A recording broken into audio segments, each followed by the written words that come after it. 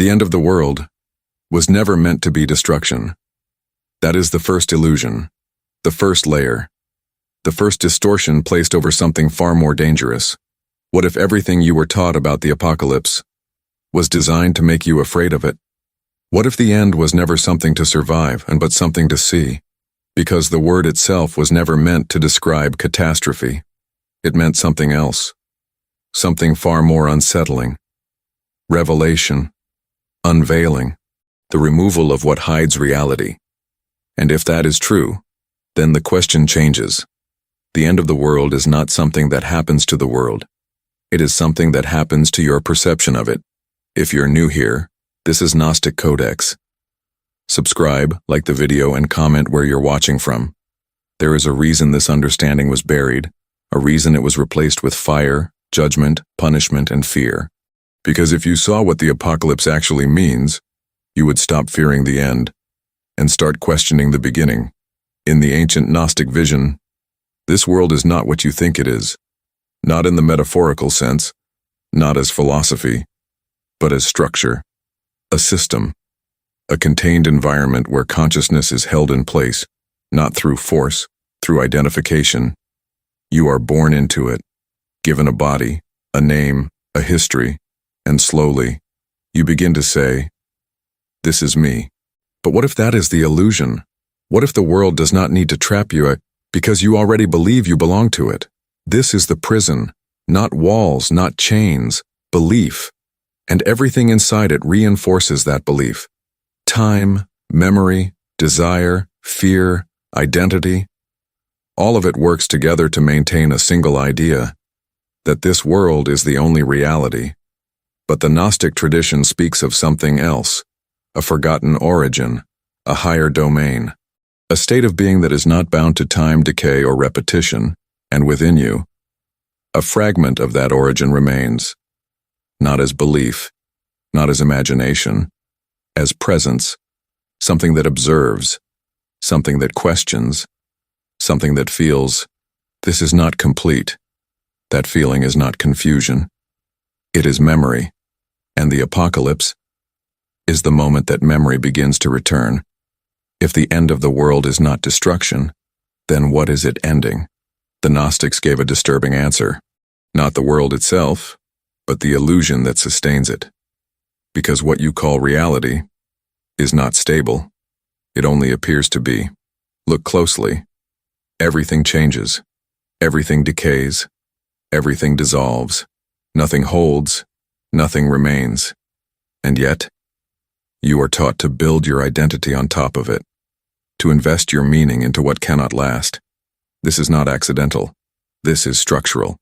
The Gnostics described this world not as divine creation, but as fabrication, a constructed system, not false in the sense of non-existent, but incomplete, distorted, a reflection that lost contact with its source, and at the center of this structure, they placed a figure, not the true source of all things, but a lesser creator, a force that shapes reality, without understanding its origin.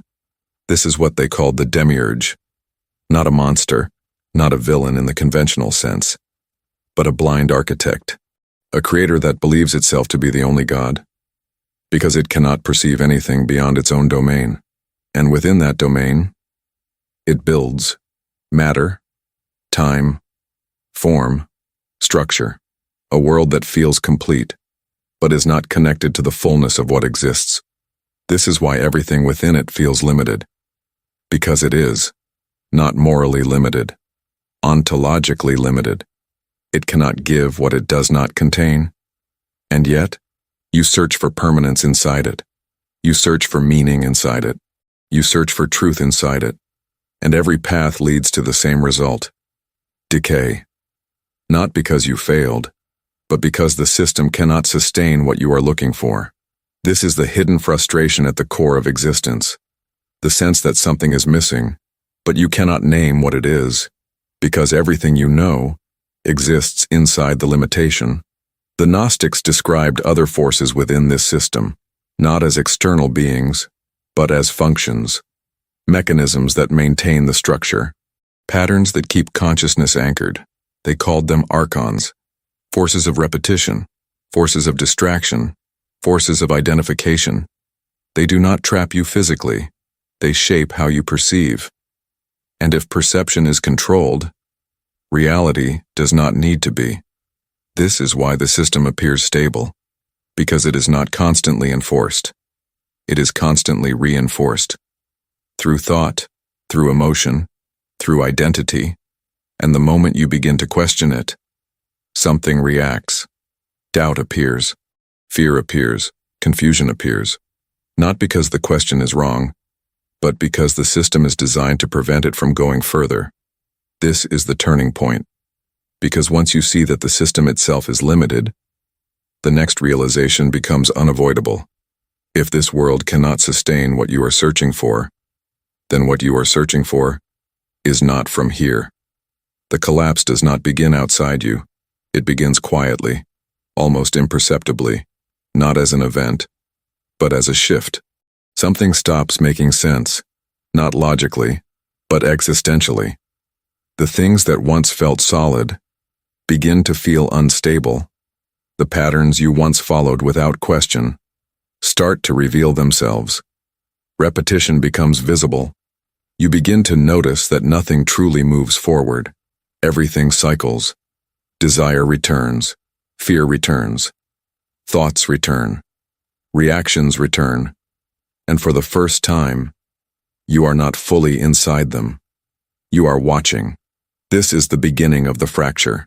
Because the system depends on one thing, that you are fully identified with what happens. The moment that identification weakens, control begins to dissolve. Not externally, internally. This is what the Gnostics called awakening. Not enlightenment as achievement, but separation as clarity. You begin to see that your thoughts are not entirely yours. Your reactions are not entirely chosen. Your identity is not entirely real. And this realization is not comforting. It is destabilizing.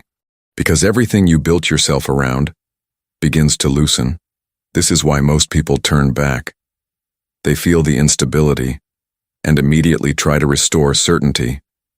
They return to belief, to identity, to distraction, anything that makes the structure feel solid again. But if you do not turn back, something else happens. The illusion does not break all at once. It thins, layer by layer. You begin to see through it, not by destroying it, but by no longer accepting it as complete. This is the hidden meaning of the apocalypse. Not fire, not destruction, but exposure. The unveiling of what was always there, but never fully seen. Reality begins to lose its absolute authority. It no longer defines you in the same way, and in that space, something else becomes visible. Not new, but uncovered. A presence that is not shaped by the system, not dependent on identity, not bound by repetition. It does not react. It observes. This is the moment everything changes. Because now the question is no longer, what is happening in the world?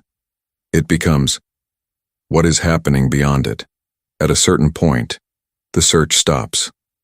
Not because you found an answer, but because you see that the question itself was placed inside the system. You were taught to search for meaning within the world, to improve it, to understand it, to justify it. But what if the world was never meant to give you what you are searching for? What if its limitation was never a flaw, but a boundary that reveals something deeper, that what you are is not contained by what you experience. This is the final inversion. You are not inside the world, in the way you were taught to believe. You are aware of it, and awareness is not bound to what it observes. This is why the Gnostic texts speak of return, not as movement, not as travel, but as recognition. Because you do not return to something new, you return to what was always there, hidden, not by distance, but by identification. The moment you believed, this is me, you lost sight of what sees, and everything that followed reinforced that loss. But once you begin to see clearly, that identification loosens, not through effort, not through force, through understanding. And what remains does not need to be constructed. It does not depend on thought. It does not depend on belief. It simply is. This is why the apocalypse is not to be feared, because it does not destroy what is real. It removes what is not. The world does not end in fire. It ends in clarity. The structures that seemed absolute reveal themselves as temporary. The identities that seemed fixed dissolve. The system that seemed complete is seen as partial. And what remains cannot be taken, cannot be altered, cannot be contained, because it was never part of the system to begin with. This is the hidden promise behind every Gnostic text, that liberation is not granted, it is recognized, and once recognized, it cannot be undone. So the question is no longer, when will the world end? But, what will remain when illusion no longer holds? Listen carefully, because the answer is not somewhere else. It is what has been here all along, waiting for you to see. This is Gnostic Codex,